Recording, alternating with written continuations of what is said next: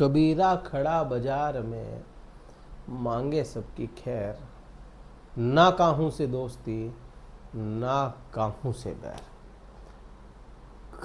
देखो, केतु प्लेनेट जो है ना, अगर किसी के लग्न में बैठा हो, किसी की राशि में बैठा हो, तो इंसान कुछ ऐसे ही हो जाता है।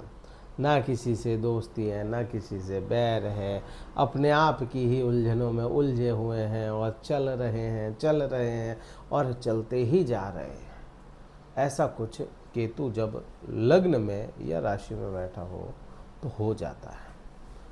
शनि की ढैया भी चल रही हो ऐसे समय में, तो वो और ज़्यादा परेशानियाँ या कहूँ उलझने उलझता चला जाता है, सुलझने हो नहीं पाती, सुलझ नहीं पाता। आने वाला महीना अगस्त महीना कैसा रहेगा? सावन के महीने में महादेव का आशीर्वाद मिलेगा, या कह लो कि सावन की जो बौछारें होंगी ना, वो कहीं ना कहीं तपती हुई भूमि या कहें कि तपते हुए केतु को शांत करेगी। क्योंकि आने वाले समय में कुछ बदलाव हो रहे हैं और बड़े महत्वपूर्ण बदलाव वो अपने को देखने को मिलेंगे। होगा नहीं होगा अलग बात, लेकिन प्लैनेटरी पोजीशन क्या कहती है वो समझना अपने को जरूरी हो जाता है। आप देखो, पहला बदलाव जो इस महीने हो रहा है, ट्रांजिट हो रहा है, वो शुक्र ग्रह का हो रहा है। आपके लिए शुक्र ग्रह क्या है?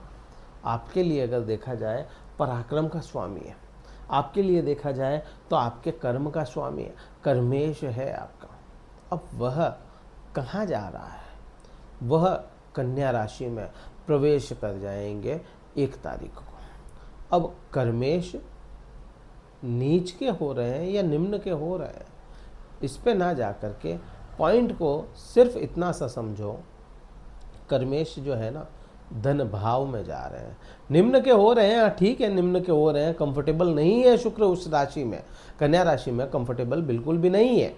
बट दूसरा भाव काल पुरुष की कुंडली में शुक्र का खुद का है, तो यहाँ पे निम्न होना भी कोई बहुत बड़ी बात नहीं है।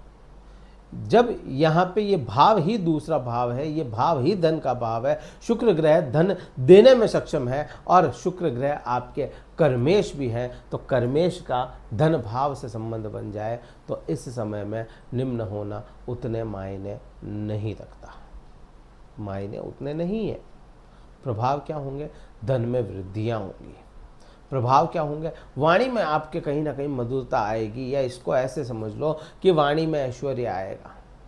जो कार्य के पीछे आप लंबे समय से अटके थे, या जो कार्य आपको डायरेक्ट नहीं मिल रहे थे, उन कार्य में आपका उन लोगों से मिल लेना ही अपने आप में परिपूर्ण हो जाएगा उस कार्य को करने के लिए। ये प्रभाव अपने को समझ में आते हैं। फिर अपन देखें कि और क्या प्रभाव इस शुक्र के होंगे, क्योंकि ये भाव जो है, ये भाव भोजन का भाव है। भोजन पे विशेष ध्यान देना इस समय में आप रखेंगे, आप अपने भोजन पे विशेष ध्यान देंगे इस समय में। ये प्रभाव शुक्र ग्रह के समझ में आते हैं।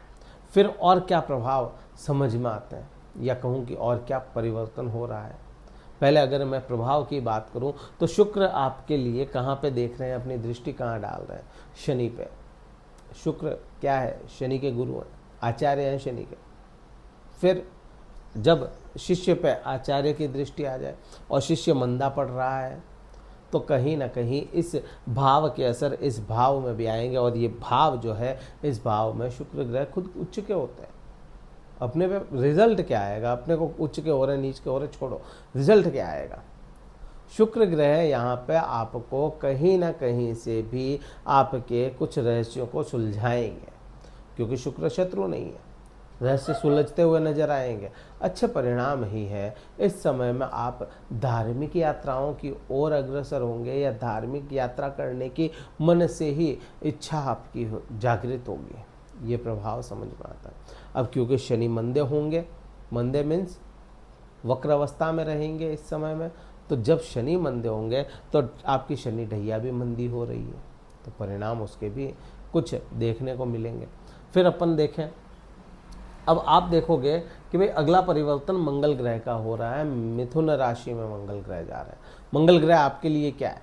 मंगल ग्रह को समझोगे तो आपके लिए भाग्येश है। भाग्य का स्वामी कहाँ जा रहा है? लाभ भाव में जा रहा है। सिंपल सा फंडा है ना, भाग्य का स्वामी जब लाभ में बैठेगा तो मर्ज कर लो उसको, भाग्य से मर्ज हो रहा है आपका लाभ, आपको इस समय में लाभ मिलता हुआ नजर आएगा। भाग्य से आपके जो लाभ अटके हुए थे वो लाभ बढ़ते हुए नजर आएंगे। धन की स्थिति कौन बढ़ा रहा है? शुक्र। लाभ की स्थिति कौन बढ़ा रहा है? मंगल।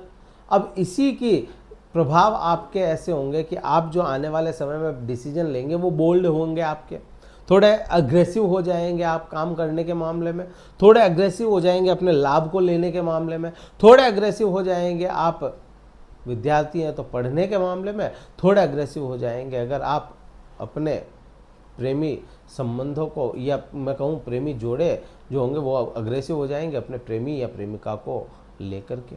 ये प्रभाव समझ में आता है। अगला परिवर्तन जो होगा वह राहु का होगा, इस पर मैं बिल्कुल भी बात नहीं करूंगा। राहु का परिवर्तन जो होगा वह नक्षत्र परिवर्तन हो रहा है। धनिष्ठा नक्षत्र में राहु जा रहे हैं, मंगल का नक्षत्र है और राहु की जो दृष्टि होगी वह मंगल पे ही होगी।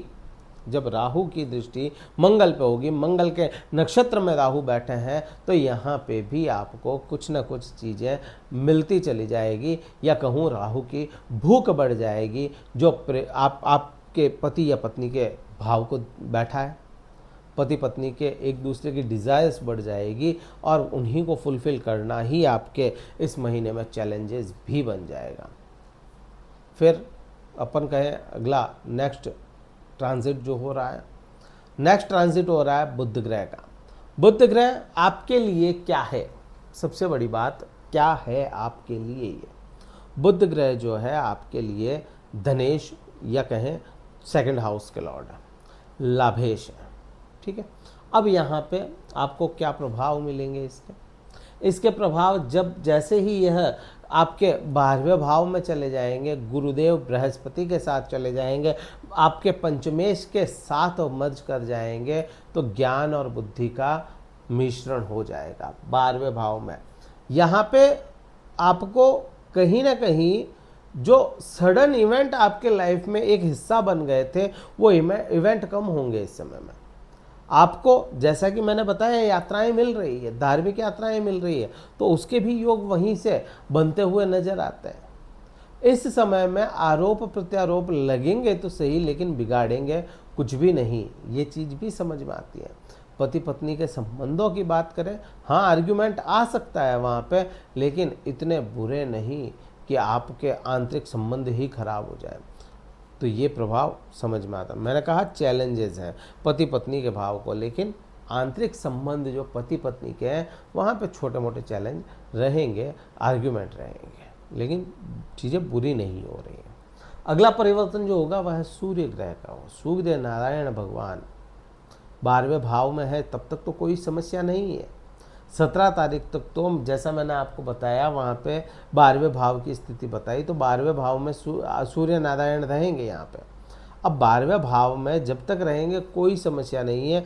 जैसे ही ये चेंज करेंगे आपकी खुद की राशि में आएंगे, या कहूँ सूर्य खुद की राशि सिंह राशि में जब प्रवेश कर जाएंगे, तो यहाँ पे आपको कहीं ना कहीं ये केतु के जो परिणाम थे, जो मैंने शुरुआत में बताया, मांगे सबकी खैर, ना किसी से दुश्मनी ना किसी से बैर, ये ना किसी से दोस्ती ना किसी से बैर, ये जो मैंने बात बताई ना, ये उस समय साक्षात आपको होती हुई दिखेगी।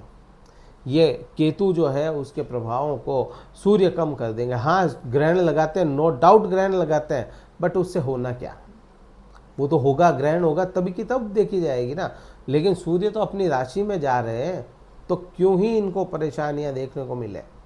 तो कहीं ना कहीं आपके प्रभाव, आपका कॉन्फिडेंस बढ़ता नजर आएगा यहाँ पे सूर्य के परिवर्तन के साथ में। उसके बाद में अगेन बुध ग्रह भी आपके इसी राशि में आ जाएंगे, आपके सिंह राशि में आ जाएंगे, सूर्य के साथ आ जाएंगे। अब राहु और बुध का मिश्रण, या कहूँ कि भाई राहु बुध जब एक युति बना ले, राहु बुध एक भाव में बैठे हों, दृष्टियाँ दे रहे हों, तो ऐसे समय में जड़त्व दोष बनता है।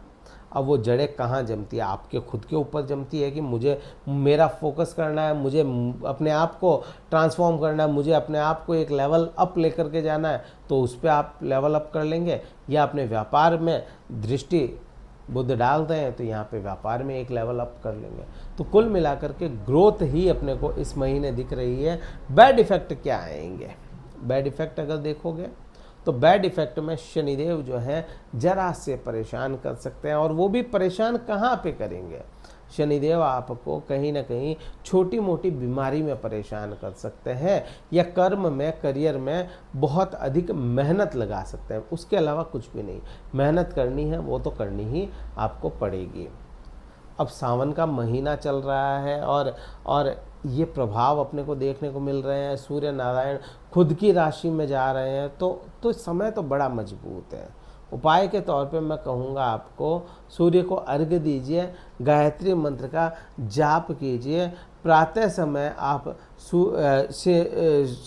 भगवान शिव के मंदिर जाइए, भगवान शिव को जलाभिषेक कीजिए, दुग्धाभिषेक कीजिए आप भगवान शिव पे, और वहाँ पे सीजनल फ्रूट जरूर चढ़ा करके आइए। ये वीडियो कहीं ठीक लगे लाइक करना, शेयर करना, सब्सक्राइब करना चैनल को। और अगर कुंडली विश्लेषण करवाना चाहते हैं, डिस्क्रिप्शन में कार्यालय का नंबर है, व्हाट्सअप मैसेज द्वारा संपर्क करके अपना स्लॉट बुक करवा के फिर मुझसे बात कर सकते हैं। इस वीडियो में इतना ही था।